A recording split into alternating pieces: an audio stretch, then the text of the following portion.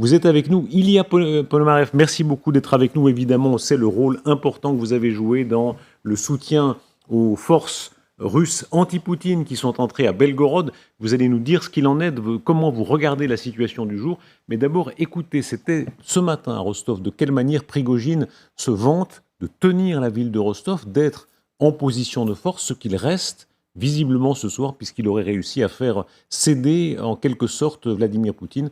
On va l'entendre dans un instant. Je ne sais pas si la déclaration est prête. Elle l'est dans un instant et vous réagirez. Ilya Ponomarev, merci beaucoup encore d'être avec nous ce soir.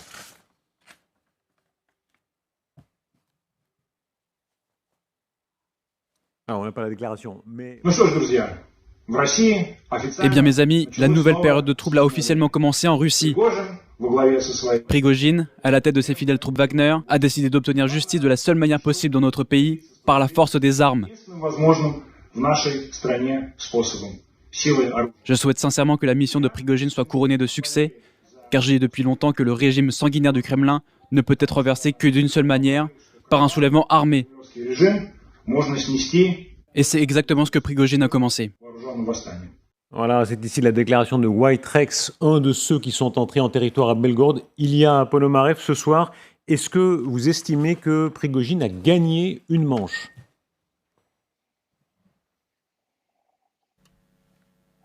Je pense qu'il n'y avait pas de match, pas du tout. Ce n'était qu'un spectacle pour lequel M. Poutine et M. Prigojine se sont mis d'accord à l'avance, car Prigojine est un vieil ami de Poutine et son ami de confiance.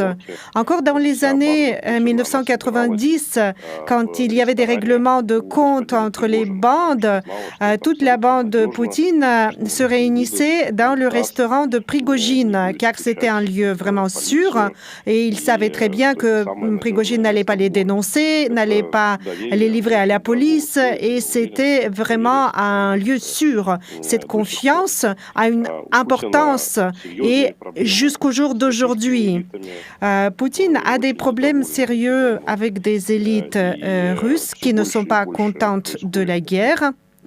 Il y a de plus en plus de voix non publiques, bien sûr, mais en coulisses, qui se prononcent pour que quelqu'un remplace Poutine. À l'Occident, l'opinion publique et aussi de ceux qui sont un peu plus au sommet que les autres commencent à se prononcer pour que ça change, qu'il n'y ait peut-être pas quelqu'un d'autre que Poutine, mais du coup, il ne fallait pas que ce soit quelqu'un, n'importe qui. Prigojine convenait très bien pour le rôle, pour montrer ce que ça peut donner si cela changeait. Et c'est le spectacle qui a été monté pour cela. Et bien sûr que si ce n'était pas le spectacle, il y aurait eu des protections à la frontière. Et puis, à Moscou, ils s'attendaient probablement à ce que nos forces libératrices avancent là-bas. Et du coup, ils voulaient peut-être créer un appât, un piège pour nous. Et bien sûr, si Moscou était le vrai objectif pour Prigojine, il aurait avancé. Et là, vous voyez, il a presque avancé jusqu'à Moscou. Et là, juste avant Moscou, il fait demi-tour. Et Poutine, qui est connu pour être rancunier d'un seul coup, il dit toutes les poursuites sont abandonnées contre Prigojine. Et tous ceux qui ont commis la haute trahison peuvent juste faire demi-tour et repartir tranquillement. Tous ces indices montrent qu'ils s'étaient mis d'accord à l'avance. Ils ont comploté à l'avance. Ilya Ponomarev, restez avec nous. Écoutez de quelle manière Prigojine s'enorgueillit d'avoir réussi à prendre une ville importante, à contrôler un centre très important du pouvoir militaire, Rostov, qui est vraiment une des capitales de l'armée russe. Мы находимся в штабе Nous sommes au QG, il est 7h30 du matin. Nous contrôlons des installations militaires de Rostov, y compris l'aérodrome. Les avions qui partent pour le combat partent en permanence, il n'y a donc aucun problème. Les canaux de sauvetage sont en train de partir. Nous avons pris le contrôle pour que l'aviation d'assaut ne nous frappe pas. Elle frappe les Ukrainiens.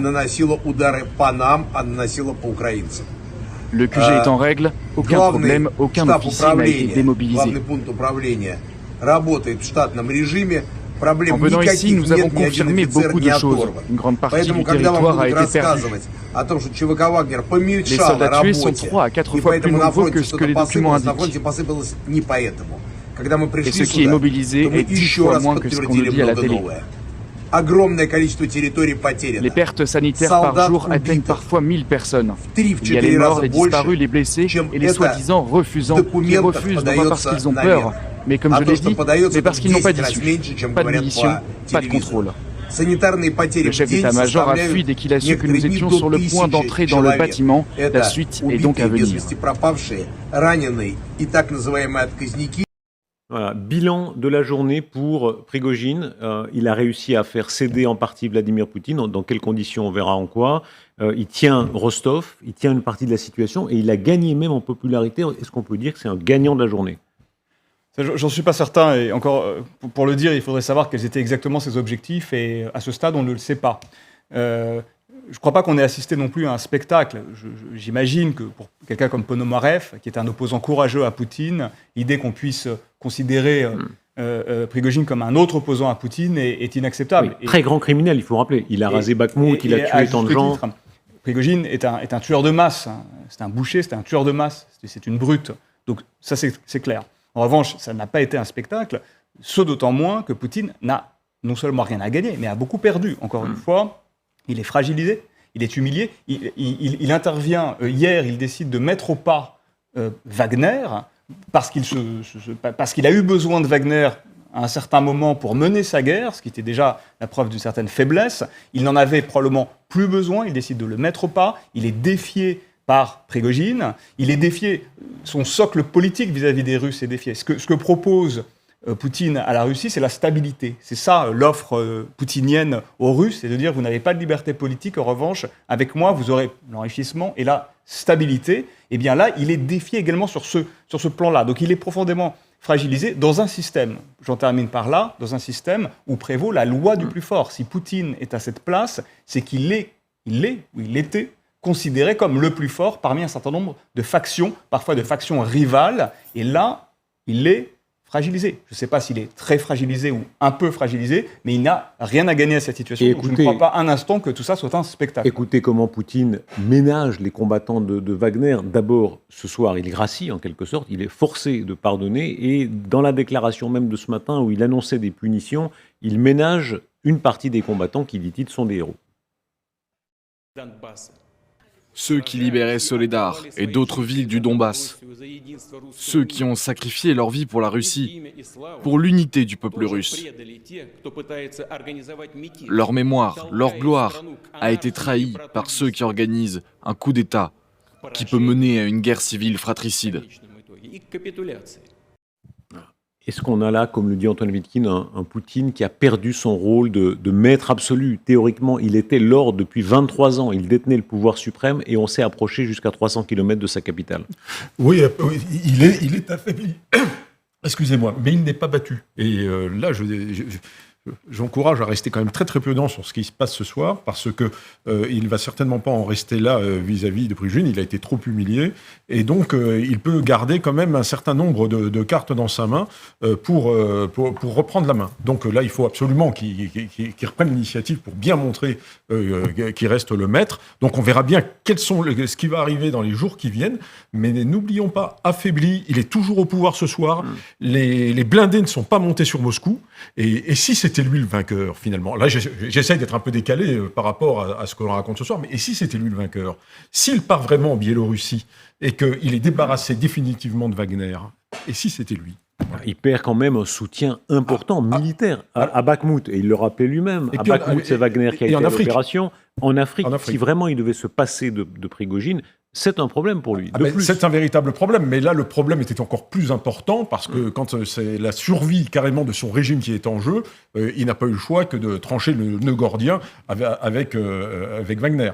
Mais les cartes ne sont pas encore complètement stabilisées. Restons calmes pour savoir qui est le vainqueur et qui est le vaincu. Ça, c'est l'histoire qui le dira, et c'est les semaines suivantes qui l'établiront. Oui, je partage entièrement les propos du général Richoux. Je pense qu'il y a autre chose qui se joue ici. Il y a une troisième force, personne, ensemble, dont nous n'avons pas encore conscience. Il y a quelque chose qui se passe ici. Je pense qu'il y a à la fois un peu de spectacle. Pour moi, cette intervention de Loukachenko, ce départ au Bélarus, c'est du spectacle. En même temps, Poutine avait l'air franchement ébranlé. Oui, je me permets de vous contredire, c'est pas du spectacle en ceci. On a eu ici en rédaction des contacts avec plusieurs responsables russes qui étaient sincèrement paniqués ces dernières heures, donc c'est pas du spectacle. Ils avaient dans le pouvoir russe, une vraie inquiétude de ce qui allait se passer. Une partie de spectacle et une partie qui n'est pas du tout du spectacle. Ces avions qui ont été abattus, ce n'est pas du spectacle. Les soldats russes qui sont morts, ce n'est pas du spectacle. Potanin, un des plus grands oligarques, directeur de Norilsk Nickel, qui a fui la Russie, des vice-ministres qui ont fui la Russie, ça, ce n'est pas du spectacle. Et le visage de Poutine, ce n'était pas du spectacle. Mais il y a une mise en scène qui est en train d'avoir lieu. Je ne sais pas ce que c'est, mais je refuse de croire que c'est fini comme Xavier. Et il se passe quelque chose qui, moi, me dépasse. Rendons-nous à Moscou, parce qu'évidemment, c'est là que sera intéressant de voir la réaction de la population. On voit en direct, ce sont les images de Moscou avec ce Z géant, n'est-ce pas, Antoine Bitkin, là, le Z évidemment de ce qu'ils appellent l'opération spéciale. Vous êtes avec nous, Jérôme Garraud, correspondant. Comment est-ce qu'on réagit à Moscou ce soir ? Oui, bonsoir. Écoutez, ce soir, là, je me suis un petit peu baladé dehors dans les rues. Vous avez toujours les bars, les terrasses qui sont bondées. Mais comme ce midi et comme hier soir, alors que les premières nouvelles de la rébellion de Wagner étaient déjà tombées. Donc c'est assez difficile, en fait, vous savez, de dire si aujourd'hui les moscovites sont soulagés, parce que toute la journée, moi, ils m'ont beaucoup frappé par leur calme olympien, par leur tranquillité, en dépit des nouvelles qui s'accumulaient. Quand Wagner était à 200 km de Moscou, dans le centre-ville, vous aviez toujours des gens en train de faire du shopping, en train de se balader en famille avec les enfants, avec les poussettes, etc. Pourtant, tout le monde était au courant. L'information, elle a largement circulé sur les chaînes Telegram, sur les réseaux sociaux, sur Internet, à la télévision. Bon, alors après, cette normalité apparente laissait quand même parfois, derrière cette normalité, il y avait un petit peu d'angoisse, un petit peu d'inquiétude. On a parlé avec des Russes qui nous disaient être prêts, si la situation empirait, à embarquer toute leur famille dans leur voiture et à quitter la ville. Et ça, ce genre de sentiment, ce genre d'image, ça peut quand même laisser des traces. Je vous entendais tout à l'heure en plateau, vous en parliez, mais c'est vrai, les Russes sont très attachés à la sécurité et à la stabilité, qui est la promesse en réalité du Kremlin et de Vladimir Poutine depuis 20 ans. Donc on a du mal à imaginer maintenant que cette journée soit purement et simplement oubliée par la population. Il pourrait y avoir des conséquences, oui. Jérôme Garraud, merci beaucoup. Regardez cette image incroyable, c'est la télévision russe qui est tellement rassérénante en général sur l'ordre qui règne de leur point de vue en Russie, qui tout à l'heure sonnait l'alarme, puisque, on le rappelle, les troupes de Prigojine étaient à 300 km environ de Moscou. Des mesures sont en train d'être mises en place dans différentes régions en lien avec les événements de la nuit dernière. La tentative de mutinerie, le plan criminel qu'Evgeny Prigojine a tenté d'organiser. Le mode d'opération antiterroriste a été déclenché dans la capitale, autour de Moscou et de Voronej. Sergueï Sobyanin s'est adressé aux moscovites. Cette séquence est extraordinaire. Des millions de Russes ont vu ça. Ils n'étaient pas du tout habitués à ça, n'est-ce pas ? Cette télévision qui était plutôt le monde de l'ordre qui leur dit il se passe réellement quelque chose. Est-ce que ça restera comme un moment de dégradation pour l'ordre poutinien ? Oui, absolument. Encore une fois, il y a beaucoup de flou, donc il est difficile d'être décisif. C'est une fissure supplémentaire dans le pouvoir de Poutine. J'en suis absolument convaincu. On pouvait penser, il y a encore 2 heures, que si les troupes de Prigojine étaient allées plus loin, encore une fois, tout ça est hypothétique, la fissure aurait pu être plus qu'une fissure. Mais en tout cas, c'est une fissure supplémentaire dans le socle de son pouvoir, encore une fois, dans un monde de requins. Ça devient, si les choses se passent comme ça, si effectivement Loukachenko est le garant, j'ai aucun doute sur le fait que Loukachenko, qui est un dictateur, un despote finissant, ait joué un rôle central. En revanche, il est devenu un garant, peut-être, si c'est ça qui se passe. Mais finalement, ça ne sera qu'une péripétie de plus dans quelque chose qui, de toute façon, est lié au sort de la guerre. On va certainement y revenir. Ça se décidera si ça ne se décide pas dans les rues de Moscou, dans les palais, dans les couloirs du palais au Kremlin, ça se décidera sur le front. Prigojine est le produit de la guerre voulue par Poutine et qui s'est révélé assez rapidement un échec ou un demi-échec. Et donc, c'est ça qui sera déterminant pour savoir a posteriori comment qualifier les événements. Mais en tout cas, pour Poutine, c'est une fissure de plus et pas une petite fissure. Natalia. Moi, je suis assez d'accord. Moi, je pense que quand il y a une rébellion qui ne marche pas, parce que si elle marche, c'est une révolution. Donc, si elle n'a pas marché, c'est que le rôle de la rébellion a été fait. En revanche, quand quelqu'un perd la rébellion, celui qui la gagne est obligé de faire ce que celui qui a perdu voulait faire. Prigojine voulait faire le programme de ultra-gauche. Poutine va être obligé de la faire. Et je pense qu'après ce putsch, même s'il est raté, Poutine, s'il reste au pouvoir, il va être obligé d'instaurer une dictature militaire. Est-ce que c'est Dumin qui va devenir un vice-président? C'est peut-être ça, effectivement, parce qu'on l'a promis, il y a belle lurette, ce gouverneur de la ville de Toula, où il y a les usines de désarmement tellement connues par son acier fasté, les très très jolies armes de l'armée tsariste. Donc il va être obligé peut-être de faire une dictature militaire. Ça va être assez terrible pour le peuple, parce que ça va être bien sûr beaucoup de répression. Et puis à la limite, que ça soit Poutine ou un autre, peu importe. Je citerai Loukachenko qui a dit un jour sur la vie des Biélorusses, les Biélorusses vont vivre mal, mais peu. Je pense que ce qui attend les Russes, c'est qu'ils vont vivre très très mal, mais peut-être peu, parce que Poutine, il est presque fini. Oui. Ilia Ponomarev, vous êtes toujours avec nous. Vous êtes une des figures importantes de l'opposition libérale à Vladimir Poutine dans le monde. Est-ce que vous espérez, on entendait sur ce plateau de l'analyse, que quelles que soient les considérations, Poutine a perdu un peu de terrain? Est-ce que vous espérez cela, que ce soit une sorte de bombe à retardement pour lui?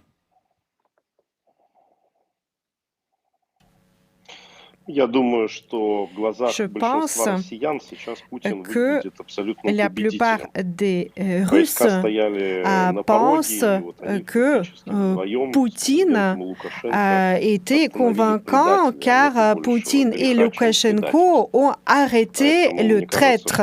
Et il n'y a pas de péché pire que de trahir. Par conséquent, oui, les experts analysent en créant des hypothèses complexes, mais nous pensons, moi je pense que le lien de cause à effet est très très simple.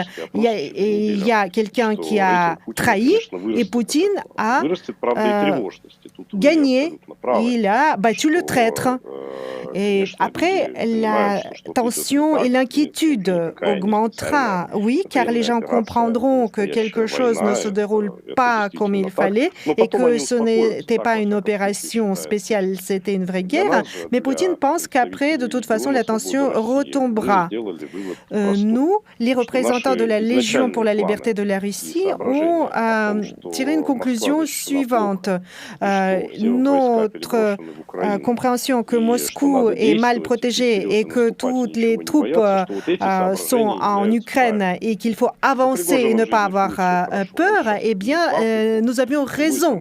Et Prigojine ira très bien. Il ira en Afrique, il gagnera beaucoup d'argent, il empruntera un couloir vert, il ne participera pas aux élections, bien évidemment que non, car toute sa popularité politique disparaîtra. Mais il avait fait grandir sa popularité politique pour justement faire peur aujourd'hui. Et il a réussi à faire peur aussi bien à l'Occident, aux autres. Poutine a tout noté, qui a quitté la ville, qui est parti pour l'Occident, qui, parmi les militaires, a commencé à soutenir Prigojine. Tout ceci a bien été noté. Il y aura donc des purges en Russie. Et nous, la Légion pour la liberté de la Russie, nous allons nous préparer à la marche sur Moscou, qui, à la différence de la marche de Prigojine, sera couronnée de succès. Ilia Ponomarev, on verra. Merci beaucoup d'avoir été avec nous.